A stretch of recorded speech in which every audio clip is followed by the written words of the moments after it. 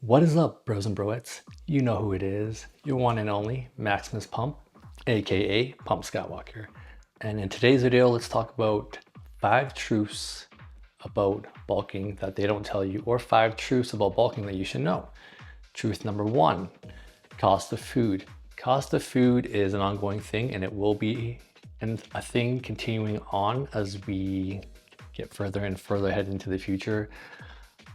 Food is very expensive. Grocery prices are up the roof, and inflation is just going to keep rising.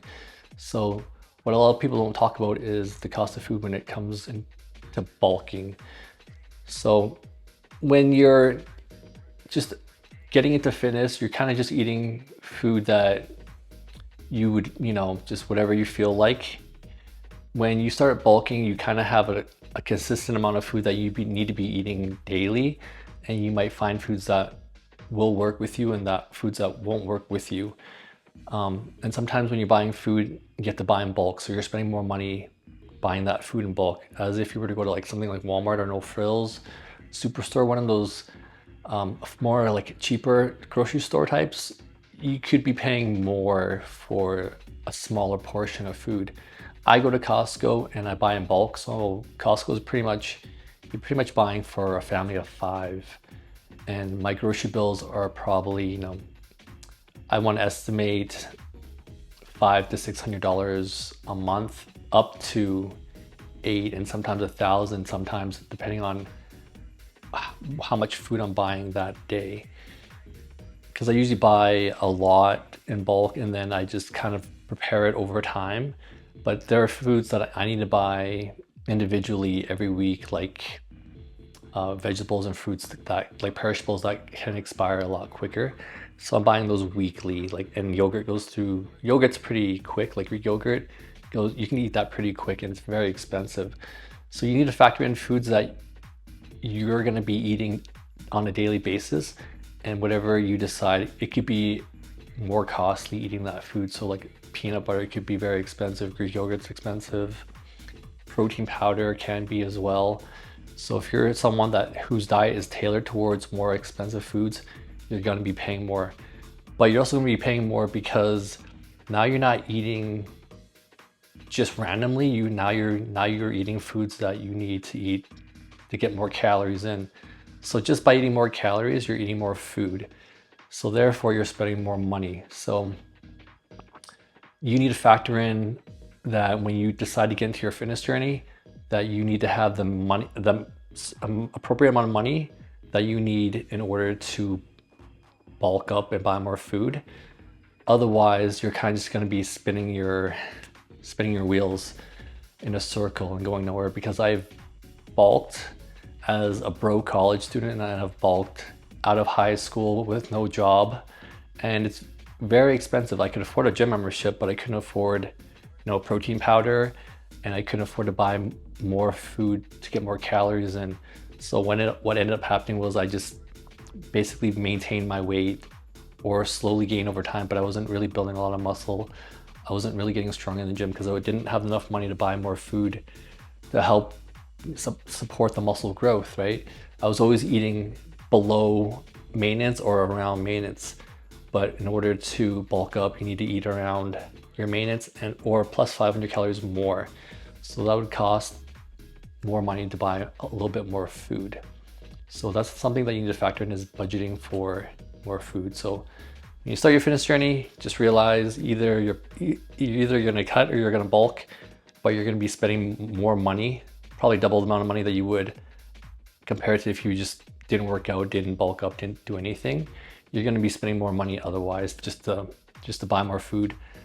And then there's specialty foods, like foods if you have certain health issues with, like allergies, or if you have an autoimmune disease, then you have to buy certain foods to bulk up with. So like if you're gluten intolerant, you have to buy gluten-free oats, and gluten-free oats are just, a few dollars more, and the package is much smaller. So you're spending more buying foods that you can tolerate, but you're spending more money.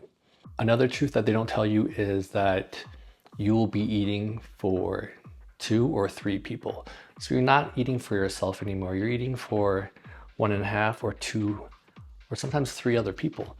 So you need to factor in that you're going to be eating double more than you should be in order to gain weight. And it has to be very consistent. So the average person eats about, I'd say 1,800 to 2,000 calories a day on average. There are more people that eat over that, but on average, if you kind of just eat 3 meals a day and they're kind of just random, you're eating around 1,800 to 2,000 calories a day, which is basically to maintain your weight. Now, in order for you to gain weight, you need to add in an extra serving every time you have something, or you need to add in another meal in order to get more calories in.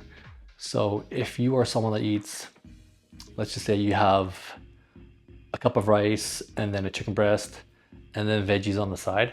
Well, now if you're bulking, you're gonna have to have 1.5 cups of rice, 2 cups of rice, and then a chicken breast and a half, or even 2 chicken breasts, and then more veggies.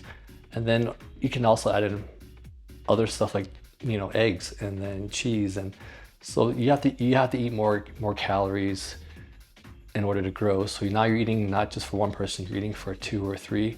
And that goes in with the cost of food as well, because now you're buying food for 2 people, which is, yourself.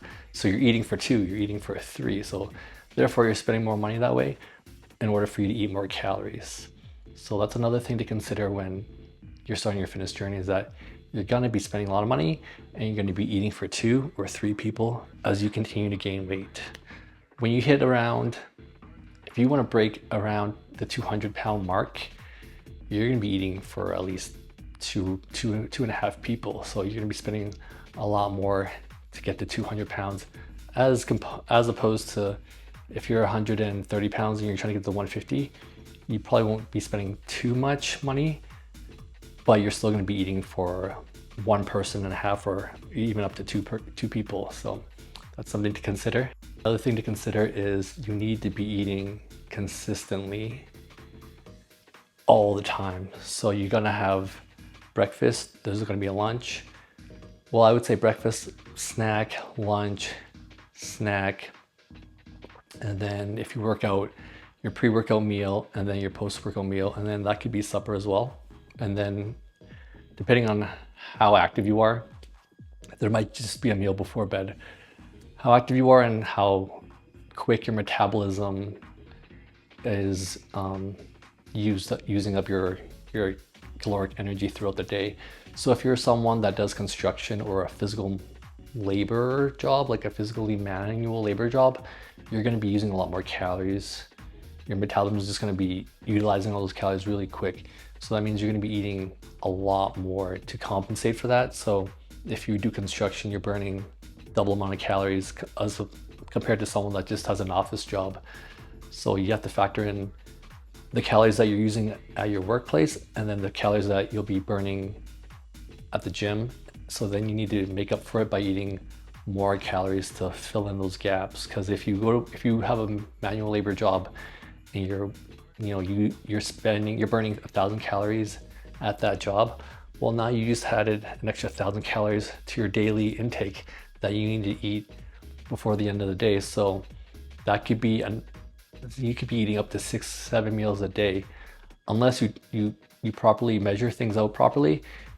Then you could have 5 or 6 smaller meals throughout the day, or you could have 4 to 5 bigger portions of meals throughout the day. I like to have a weight gainer when I'm bulking, and that weight gainer is around 1,200 calories, and I'll have that once a day. So that could fill in the gaps of the times that I can't get enough calories in, but it also helps me reach my caloric goal by having that weight gainer daily, because that's an extra 1,200 calories right off the bat.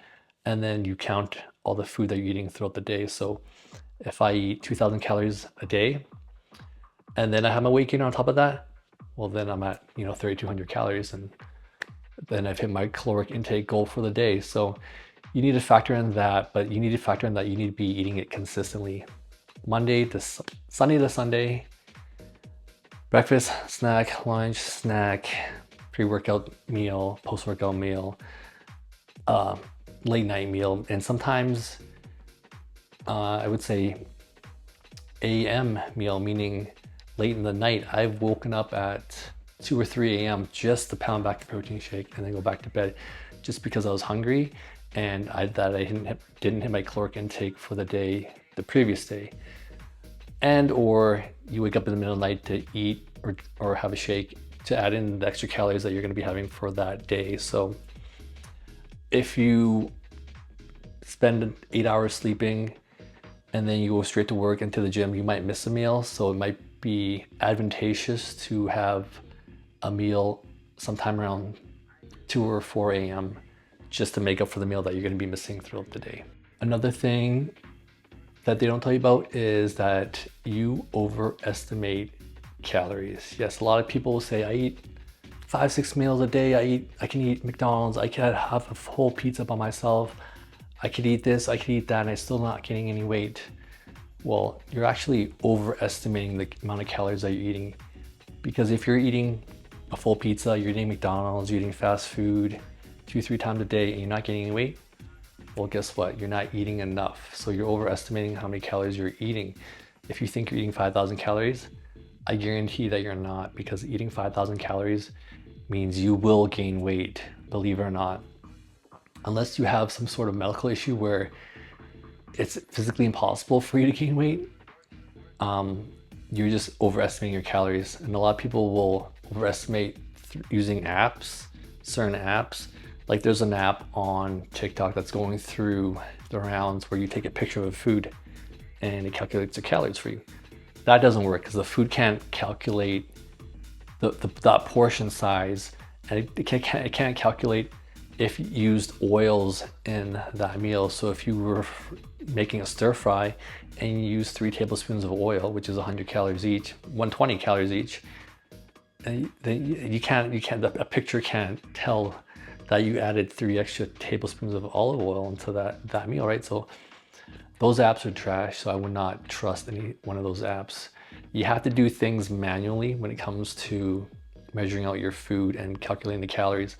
So you basically have to audit your diet. You have to go through your diet with a fine-tooth comb. Like it's almost like doing your taxes. You have to go through what you spent, your withdrawals, your withdrawals, your deposits, your credits, your debits. Like you have to go through that your diet with a fine-tooth comb. So you have to go like rice, a bowl of rice, 1 cup, and a cup is usually 205 calories up to 220 calories. You know, you have to do that manually to add things up. And you have to make sure you're measuring and you're doing it appropriately. Otherwise, you end up overestimating your calories. And I have clients prior that they would overestimate the amount of food that they ate, or they would underestimate. But usually when you're bulking, you're overestimating. You're assuming that you're eating 3, 4, 5,000 calories a day when in actuality you're eating 2,000 calories. And that's why you're not seeing any weight gain, is just because you're not eating that high amount of calories on a daily basis. I gained about 30 pounds in a year because I overate, like up to 4,000 or 5,000 calories, So if you're someone that's like 110 pounds and you're eating 5,000 calories, you have to be gaining weight. There's just that food has to go somewhere, that energy has to go somewhere.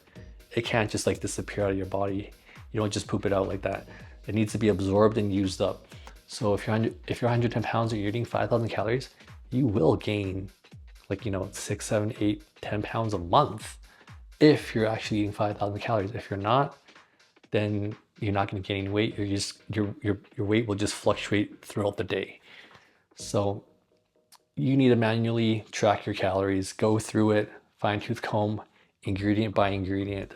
Otherwise, you're going to end up overestimating your calories, and that's why you won't see any weight gain. Another truth is that bulking is a full-time job, believe it or not. You don't get paid for it. I mean, it pays you in gains, it pays you in muscle mass and strength if you do it properly. But bulking is a full-time job. You basically have to treat it like a full-time job because you go into work every day, you put in the hours, you put in the work, and then you leave. Well, bulking is 24/7, 365 days a year and more, depending on how long you bulk for. I've bulked for three years at a time, and bulking is so much work. It is literally a second full-time job. because you need to factor in the food that you're making throughout the day. You need a meal prep. You need to buy the food. You need to be eating consistently.